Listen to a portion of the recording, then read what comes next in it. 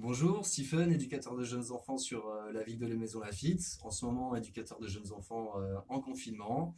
Aujourd'hui, je vous propose une petite vidéo pour vous proposer une activité pour occuper les plus petits parce que forcément le temps est long à la maison. Alors, on va pas du tout partir sur un tuto, il n'y aura aucune fibre artistique à mettre en œuvre chez vous, messieurs, dames, les parents. On va juste avoir besoin de matériel pour mettre en place une activité. C'est une activité qui fonctionne très très bien en crèche et pour cette vidéo, je l'ai rebaptisé le jardin zen pour tout petit. Alors ça fait rêver, calmez-vous, c'est juste une activité de manipulation et de transvasement. Pour ça, on a besoin juste de matériel que vous trouverez n'importe où dans vos placards.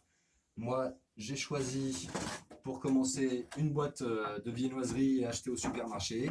On évite d'aller à la boulangerie tous les jours. Donc voilà, une boîte en plastique. Ensuite, j'ai pris un moule à tartelette. Qu'est-ce qu'on a d'autre? Une boîte de café, des éléments de boîte gigogne, un verre doseur. J'ai aussi pris un bac à glaçons en silicone et des petits couvercles, n'importe lesquels. Vous prenez ce que vous avez, toujours pareil. Voilà, ce qui est important à la maison, c'est de varier les matériaux pour une multitude d'intérêts chez l'enfant, pour une multitude de sons différents. Avec ça, on peut ajouter des louches pour manipuler justement les matériaux. On peut prendre des cuillères de toutes formes, de toutes sortes. Et pour les plus grands et les plus habiles, on peut même essayer de mettre des pinces.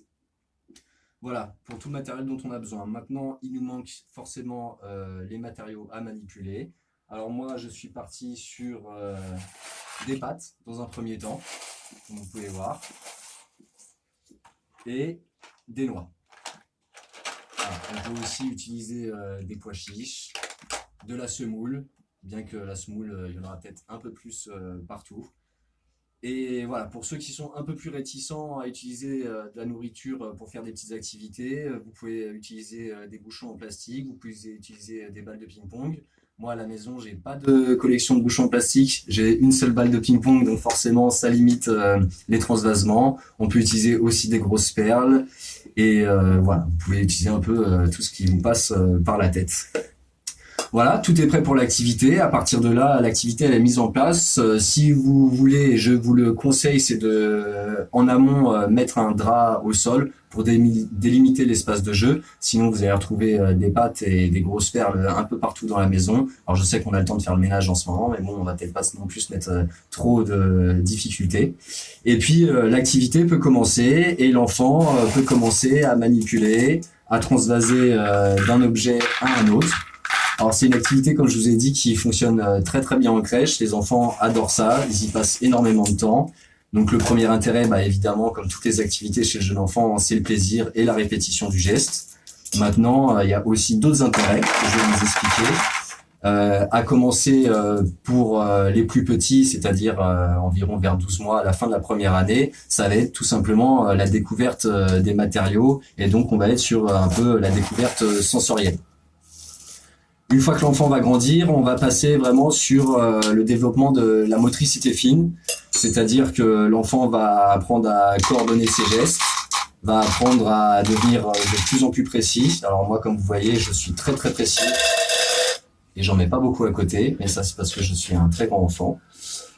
Et ça va leur permettre aussi de développer leur capacité de concentration. De par le fait que c'est une activité qui leur procure beaucoup de plaisir, ils vont y passer beaucoup de temps, donc ça va leur permettre de se focaliser sur une seule action pendant un petit moment, ce qui va vraiment accroître leur capacité d'adaptation, de concentration, pardon.